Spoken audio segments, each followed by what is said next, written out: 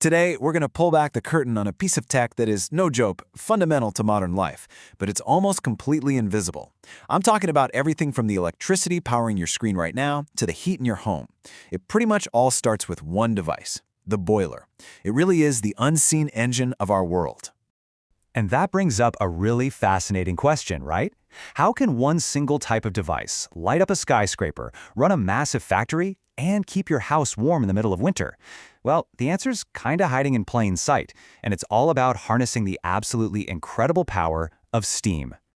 Okay, so let's get right into it. To really get a grip on its impact, we have to start with the most basic question. What exactly is a boiler?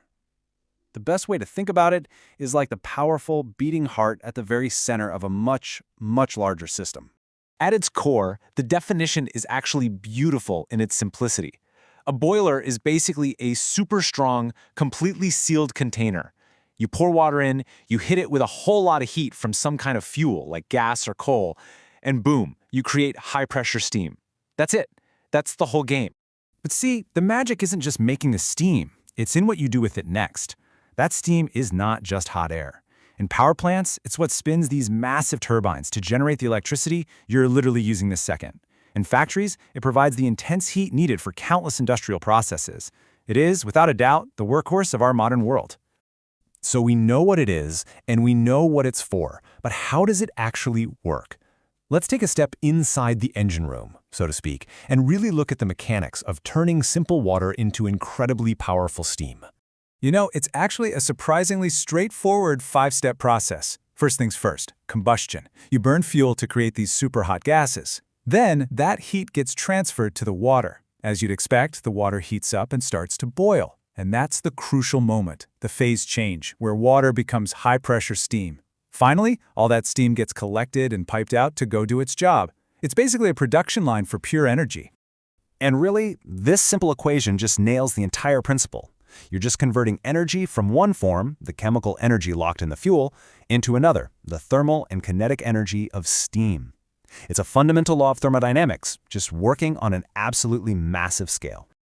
Now, you can probably guess, anytime you're dealing with this much pressure and this much heat, safety becomes the absolute #1 priority. And that brings us to a really critical topic, boiler mountings. Think of these as the non-negotiables. They're the seat belts, the airbags, and the brakes of any boiler system. So here's the crucial takeaway.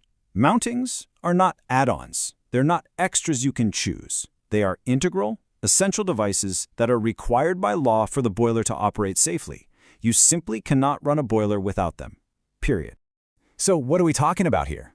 Well, you've got devices like the safety valve, which is an absolute lifesaver. It automatically vents steam if the pressure starts getting dangerously high.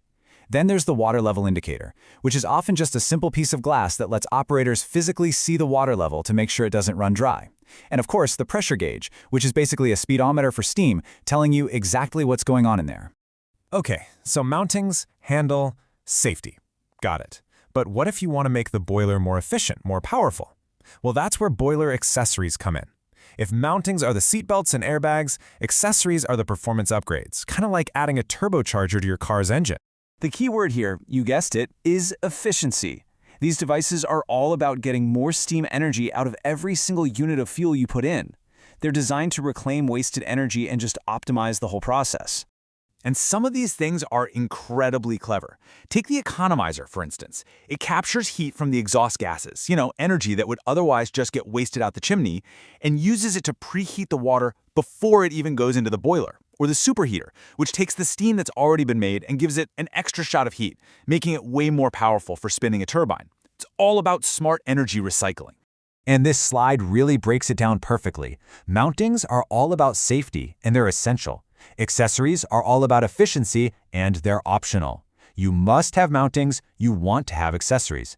That's the critical difference, and it's super important to remember when you're looking at any boiler system. Of course. Just like cars, one size does not fit all. Boilers come in all sorts of different designs, and each one is tailored for a specific job. So let's head into the showroom and take a look at the main models on offer. So the two main families are fire tube and water tube. And honestly, the names tell you everything you need to know. In a fire tube boiler, the hot fire gases are inside the tubes, and they're heating the water that surrounds them. In a water tube boiler, you just flip that. The water is inside the tubes, with the hot gases on the outside. Now that water tube design can handle insane amounts of pressure, which is exactly why it's the go-to choice for those massive power generation plants. And beyond that main distinction, boilers get classified in other ways too. Like whether they stand up vertically or lie down horizontally, or by the specific pressure range they're built for. It's all about matching the right piece of engineering to the right task. From the Industrial Revolution all the way to our modern power grids, the boiler has been a cornerstone of our technological world. But as we explore new energy sources and focus more on sustainability, it leaves us with a really big question. In a world that's changing so fast, what's the future for this fundamental idea of turning water into work?